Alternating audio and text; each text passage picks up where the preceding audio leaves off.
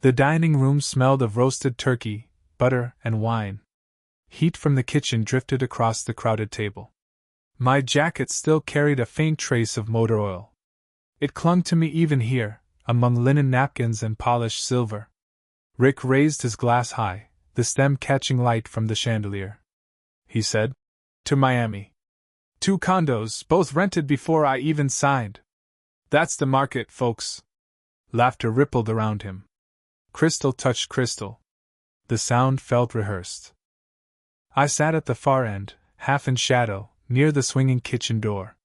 My calculator rested by my plate, next to the receipt for pies from Walmart. I tapped the buttons once, listening to the faint click. A brief image crossed my mind, papers stacked on a long boardroom table, the same calculator striking hard against wood.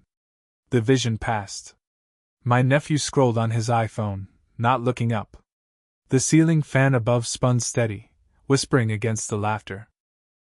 I forced a polite smile, lifted my McDonald's cup of sweet tea, and swallowed thin ice water. Their wine shone deep red in crystal. Mine tasted like nothing. Susan caught sight of my calculator. She said, "Still using that $10 relic, Dan? What is this, freshman math class?" Rick laughed too quickly. He said, "Don't laugh too hard. Those greasy garage hands must love the buttons." I replied, "Numbers don't lie. Unlike people."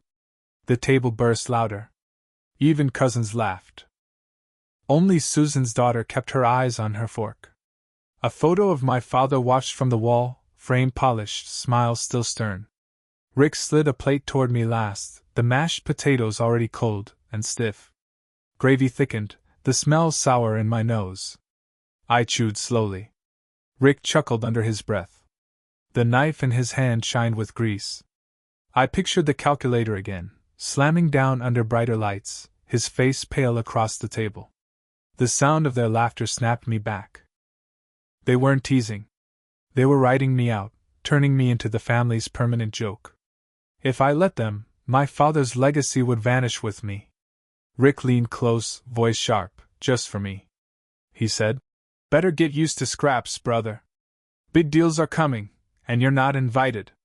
My hand gripped the calculator until the screen flickered. A turkey knife clattered against porcelain. The sound cut through the room. Then silence. Smoke curled from the grill, heavy with charcoal and grease. It drifted across the yard, mixing with the faint smell of gasoline that still clung to my hands. Children ran with bright plastic Nerf guns, foam darts flying past folding chairs. Their laughter rose sharp and unbroken. I sat alone at the picnic table, plastic legs wobbling against uneven bricks. My styrofoam plate held 2 hot dogs gone cold, buns split, mustard drying in thin lines. No one noticed when I set it aside. Rick stood near the fence, beer raised, shaking hands with neighbors like he was running for office. He wore a collared shirt, crisp even in the heat. My own fingernails stayed dark, grease worked into the cracks. I rubbed at them with a thin paper napkin, but black stains bled through. They never washed out. A vibration buzzed my pocket. I pulled out my cracked Android, screen spidered across one corner.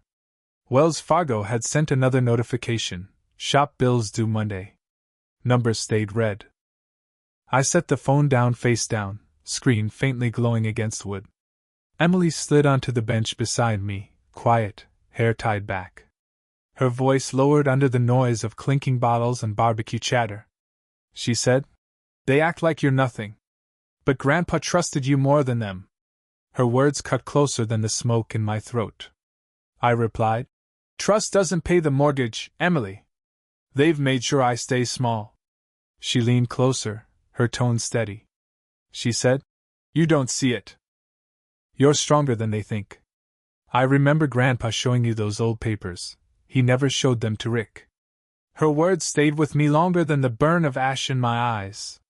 Behind us, country music played from a Bluetooth speaker, cheap plastic rattling at high volume. Rick called across the yard, holding his bottle high. He said, "Dan, maybe you should stick to fixing mufflers. Leave the real deals to us." Laughter followed, sharper than the guitar twang from the speaker. It rolled through the yard, catching every cousin and neighbor. Emily's jaw tightened, her hand curled into a fist on the table. I stayed still. I forced silence, watching the bubbles die in my soda can. For a moment, another image flickered in my mind. Emily across from me in a small diner booth, sliding a folder across the table. Her whisper carried heavier than traffic outside. She said, "This changes everything." The vision broke. The laughter remained. Rick lifted his bottle again, grinning wide. They wanted me erased. They weren't mocking for sport. They were drawing lines, carving me out of the family's frame. Emily's voice stayed soft beside me. She said, "They're meeting tomorrow night. Not just dinner. Something big. You should know." The grill sputtered then flared, sparks leaping into dusk. Smoke drifted dark against the Houston sky. I pressed my palm to the cold aluminum of the soda can, heartbeat loud in my ears. Emily's last whispers slid between the noise, steady and sharp. She said, "Don't let them bury you alive!" The lobby smelled of stale coffee and toner. Fluorescent lights buzzed overhead, the sound sharp against the evening silence. I stepped inside, the door clicking shut behind me. My Ford truck keys slipped from my hand onto the counter without a sound. The air felt too still, too heavy. From the far hall, voices echoed. I froze near the copy machine, the hum of the HVAC covering my breath. I leaned toward the glass door, chest pressed against cool metal, heartbeat louder than the unit rumbling above. My notepad from the shop lay open in my palm. I pretended to check invoices, pen ready, but the words in the other room pulled me closer. On the desk nearby, papers sat scattered. Wells Fargo forms, bold letters on the header, Rick's signature scrawled across the bottom. Their voices grew sharper, more certain. He said, "We'll refinance again. Land, shops, everything." "Dan won't get a dime." She said, "Exactly. Once this deal clears, he's erased. He'll own nothing but his greasy garage." He said, "He's too soft to fight. He won't even see it coming." Ink smeared under my fingers as I gripped the notepad tight. My hand left black streaks across the page. Through the glass, I saw them lift glasses of bourbon, cubes of ice shifting with a dull crack. The toast was for my exclusion. Their laughter followed, smooth and cruel. Susan's smirk from the holiday table returned in my head, her voice mocking the cheap calculator I had carried. It matched now with her real plan, stripping me bare, piece by piece. Another image came, sharp and sudden. A boardroom window at dusk, my reflection against the glass. Rick and Susan across the table, pale, silent, papers stacked high against them. That vision dissolved as sweat rolled down my back. I remained in the hallway, the hum of the lights trembling above me. This was no longer about insults at family dinners. This was survival. If their signatures dried, I would lose not just inheritance but the land under my shop. My life could vanish in a single deal, erased with a pen stroke. The voices grew faint, the door closing slow. One last line slipped through before silence. She said, "Once the ink dries, Dan's name is history." The folder in my hand slipped loose. Pages scattered across the tiled floor, edges scraping against the grout. I bent, but the sound of paper filled the empty hall too loud. Above me, the light flickered once, buzzing, then steadied again. Silence pressed in heavy. The air tasted of dust and bourbon. I knew then, they wouldn't stop until I was gone. The knock came just as I poured cheap black coffee into a chipped Walmart mug. The liquid steamed in the kitchen's dim light, the fluorescent bulb above buzzing, faintly flickering. I set the mug down, the counter still streaked with grease from my hands. At the door stood Harold Klein, his shoulders hunched, white hair combed back. He carried an envelope stamped with Wells Fargo's faded crest. The paper edges curled, yellowed, smelling faintly of dust and metal. Without a word, he laid it on the greasy table, the sound flat against laminate worn thin. I wiped my hands on a rag, black oil stains spreading across the fabric. For a moment I hesitated, fingers hovering over the envelope. The paper looked fragile, like it could tear with one wrong move. I slid the documents free. The air filled with the faint crackle of brittle stock certificates. My father's signature ran sharp across each page, the ink aged but unbroken. Harold leaned close, flipping through incorporation papers with practiced fingers. He tapped a clause underlined in faded blue ink, his breath carrying the smell of menthol. The letters blurred for a second before my eyes steadied. I pulled my calculator closer, the same one Susan had mocked, its plastic buttons worn smooth. My thumb pressed numbers while Harold spoke, the machine clicking louder in the quiet kitchen.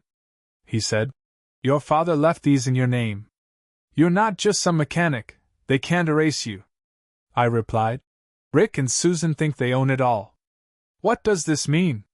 he said. "It means if their debts pass this threshold, you gain the right to take control. Legally. Cleanly." The numbers aligned cold and exact. My hand trembled, calculator sliding against the table's edge. I caught it before it fell, my grip slick with sweat. The smell of coffee turned bitter, heavy in my throat. Susan's smirk burned in my memory, her words sharp as glass. She said, still using that calculator like a broke student. Now the same machine confirmed the math that could end her, or me. For a second I saw another room. A boardroom under harsh lights, the calculator slamming against polished wood. Rick's fist struck the table in rage, his face drained of color. The vision snapped away. I sat again in the kitchen, Harold's calm voice steady, the refrigerator humming behind us. The papers shifted under his hand, pages layered with ink and signatures. My future hung in those lines, but so did the risk. If I moved forward, it wasn't about inheritance anymore. It was war, contracts, banks, lawyers. One wrong step and they would crush me before I even started. My shop, my home, my future, all of it could burn if I failed. Harold reached deeper into the envelope, pulling one last folded sheet. He slid it across the table, his hand steady against the tremor of mine. He said, "There's one more thing your siblings never knew." I stared down at the clause, words tightening my chest. The refrigerator hummed louder, the light above flickered once, shadows trembling on the walls. Harold's whisper cut through it all, sharper than any noise. He said, "This is the trigger they can't stop." The morning air smelled of gasoline and sugar. I parked my old Ford F-150 beside the bay doors, a box of Shipley's donuts balanced on the seat. The glaze still warm, cardboard soft with grease. My boots hit the concrete, the familiar creak of the shop gate following as I locked it open. Across town, Rick and Susan smiled for cameras at a steakhouse ribbon cutting. I saw the photo later in the Chronicle, flashbulbs, polished teeth, steak knives tied with ribbon. Their world glowed under lights. Mine hummed under fluorescent tubes that flickered. For a moment, another room crossed my mind. Dim boardroom, heavy air. I slid contracts across the table, Rick's face twisted, jaw tight. His hands frozen over papers he couldn't control. That image faded as I set the donuts down for my crew, sugar mixing with oil in the air. Deals didn't come from handshakes at ribbon cuttings. They came in booths with worn upholstery. I sat across from a local auto chain manager at a Whataburger, yellow paper hats crumpled in the corner, the smell of fried onions heavy between us. Pens scratched against cheap contract copies. No cameras. No glasses raised. Just quiet signatures that mattered. Later that week I walked into Wells Fargo, fluorescent light flat against polished tile. I slid checks across the counter, my name printed in ink heavier than the paper could carry. Each receipt tucked into a folder worn soft, edges curled, ink smudged from years of use. Numbers grew, steady and slow. At night, Walmart stayed open under bright aisles. I walked rows of parts, calculators of a different kind filling my head, routes, costs, margins. My pocket calculator tapped in my hand, the buttons dull from years. It clicked louder in the empty aisle than the wheels of carts down the line. I skipped family dinners. Calls went unanswered. Silence spread faster than rumors. Let them guess. Let them doubt. That was the fuel I needed. But they never stopped trying to pull me back under. One night, Rick cornered me at a bar near the Loop, whiskey heavy on his breath. He said, "You're wasting time with that garage, Dan. We're building towers." I replied, "Sometimes towers fall. Ever notice the cracks?" Susan leaned in, perfume sharp, glass balanced in her hand. She said, "Don't get poetic. You'll never touch what we have." They laughed, whiskey and ice clinking louder than the jukebox humming in the background. Their sound burned deeper than the fumes of my shop, where at least sweat and oil were honest. Even outside their reach, their voices found me. A contractor shook my hand in the yard, deal sealed with ink. His words cut deeper than his grip. He said, "Rick says you're just a grease monkey, brother. Why risk business with you?" I smiled, pen steady in my other hand, and signed anyway. The sting didn't fade, but the paper stayed mine. Another flash filled my head, Rick's office door under foreclosure notice, Susan tearing it down, nails snapping, rage burning across her face. The sound of paper ripping echoed against silence. I blinked, and the image was gone. My hand traced the edge of new parts boxes stacked in my shop, cardboard thick, ink stamps still sharp. The future weighed more than the insult. Their debt grew in public view.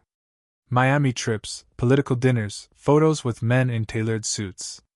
Lavish checks written with money they didn't have. I watched the numbers climb, ratios ticking closer to the edge Harold had shown me. Timing mattered. Too soon, and they'd crush me. Too late, and they'd bury me with the inheritance. It wasn't business anymore. It was survival. It was a game where silence was strategy, and patience the only weapon. My shop, my home, my future balanced against their towers of glass and steel. Late one night, the shop sat quiet, neon buzzing outside against humid Houston air. My phone lit up with a voicemail. Susan's voice filled the speaker, sharp and calm. She said, "I know you're up to something. Stay in your lane, Dan, or you'll regret it." The words lingered even after the recording ended. I locked the shop gate, the click echoing down the dark street. My calculator glowed faint green in my hand, screen steady against the dark. The night before the meeting, I stood outside the tower downtown. The Wells Fargo sign glowed red against the glass, humming faint in the humid air. My reflection stared back from the doors, creased shirt, tired eyes, calculator tight in my grip. For a second I saw another room, Rick's fist slamming the table, Susan's tears streaking her face, Harold's voice steady as stone. The image vanished as the lobby doors opened with a whisper, swallowing me in silence. Back at the shop, I had gathered everything. Contracts folded neat, receipts marked in blue pen, debt ratio printouts smudged with oil at the edges. The smell of the garage clung to the papers, as if grease had seeped into the ink itself. I stacked them into a battered folder, the calculator resting on top, scratched plastic glinting under the desk lamp. The drive through Houston's empty streets stretched long. Rain had fallen earlier, leaving the asphalt slick, headlights scattering in broken streams. My F-150 rattled with every turn, the dashboard vibrating with the low hum of the tires. I kept the folder on the seat, one hand steadying it as though it might slide away. Near midnight, I pulled into a McDonald's drive-thru. Steam from the kitchen rose behind the glass, the smell of fries thick. I ordered a black coffee, nothing else. The paper cup warmed my hand as I read Harold's notes again, his handwriting clean and deliberate. Each line tightened my chest. By morning, the boardroom waited. Polished wood stretched across the center, reflections of fluorescent lights breaking on its surface. I laid my folders neatly, the calculator set beside them. The hum of the vents filled the silence until the others arrived. Rick pushed through the door first, tie knotted sharp, jaw locked. He said, "What's this, Dan? Another one of your garage fantasies?" I replied, "Numbers don't lie. You've crossed the line." Susan followed, face pale, eyes restless. She said, "Dan, please don't do this. We're family." Harold adjusted his glasses, his voice steady, unshaken. He said, "The clause is clear. With their debt ratios exceeded, Daniel gains control. Legal. Binding. Rick's veins bulged at his neck, his fist hammering the table once. I tapped the calculator against the wood, a single click echoing through the room. My pulse stayed calm, my hand steady. Rick grabbed a debt report from the stack and tossed it across the table. The pages skidded, landing near my arm. He said, "You think anyone will respect a mechanic in the seat?" The words pressed heavy, but Harold's nod anchored me. I didn't answer. Silence carried more weight than argument. For an instant, another vision came sharp, Susan in a cubicle under cold light, company polo shirt pressed, typing slow while I walked past without a glance. Her lip caught between her teeth, her hands trembling over the keyboard. The image faded back to the boardroom, where she now sat biting her lip in panic, eyes downcast. This was no longer about inheritance. It was empire. If I faltered here, I lost everything. My shop, my name, my footing, all gone. If I held, their world collapsed. Rick leaned closer, his breath hot, his words low enough for me alone. He said, "You may win this paper game, but outside this room, you're a dead man walking." The fluorescent lights flickered once overhead, shadows cutting across the polished table. My thumb pressed a key on the calculator, slow and deliberate. The click echoed like a gavel drop, final and cold. The blinds were half open, the Houston sun slicing across the boardroom table in sharp stripes. I was already seated, folders stacked neatly, calculator placed dead center. The air carried the faint smell of polish mixed with yesterday's coffee grounds from the lobby. The hum of the air conditioner pressed against the silence. Rick and Susan entered in tailored suits, the click of their shoes echoing across the marble floor. Their faces carried confidence, practiced smiles set for negotiation. They slowed when they saw me waiting. For a moment I saw another picture. A year ahead, Susan behind a desk in a company polo, answering phones without looking up, while I walked past her door without slowing. The vision broke. I stayed still in my chair, calculator untouched. I slid debt ratio printouts across the polished wood, one copy to each board member. The paper smelled sharp, fresh from the printer. The ink left faint smudges on my fingertips. Rick watched my hand closely, his jaw tight. I pressed numbers into the calculator, the clicks loud in the quiet room, then pushed it toward him. His fingers hesitated over the screen. I tapped the speakerphone button. Harold's voice carried steady, filling the room like a measured drumbeat. He read the incorporation clause word for word, no hesitation. The weight of the law pressed into every syllable. When Harold finished, I placed another folder on the table. Stamped, notarized, bound in order. I opened it halfway, letting them see the first page. The words were simple but final. Their company had already been absorbed into mine. The auto parts network stretched across signatures, routes, supply chains. It was no proposal. It was fact. Rick's face reddened, his voice breaking sharp. He said, "You sold us out to strangers?" I replied, "No. I built something of my own. Stronger than you imagined." Susan leaned forward, her voice breaking, softer now. She said, "Dan, please. We can fix this, together." I replied, "Nothing personal. Just numbers." The air conditioner hummed overhead, filling the silence that followed. My words sat heavy, the verdict already sealed. Rick yanked his suit jacket off and threw it hard onto the chair. The sound cracked against leather. A clerk rolled in 2 boxes, cardboard scraping against the tile. The lids opened to reveal company polos stacked high, each embroidered with my new logo. Susan's face flushed red, her hand gripping the armrest. She looked from the boxes to the papers, her breathing uneven. The truth settled in. They weren't partners. They were employees now. Another image surfaced, sharp and clean. A backyard barbecue under warm sun. Emily laughing with Harold at the table. Rick stood by the grill, polo shirt stretched across his shoulders, flipping burgers without a word. His face blank, his eyes down. The vision faded as quickly as it came. I watched Susan bite her lip in panic, here and now. This wasn't respect reclaimed. It was control. Complete and irreversible. The family legacy sat under my hand now, not theirs. Every day from here forward, Rick and Susan would carry the humiliation of working beneath me. Their wealth, their pride, their reputation, all of it had slipped out of their hands.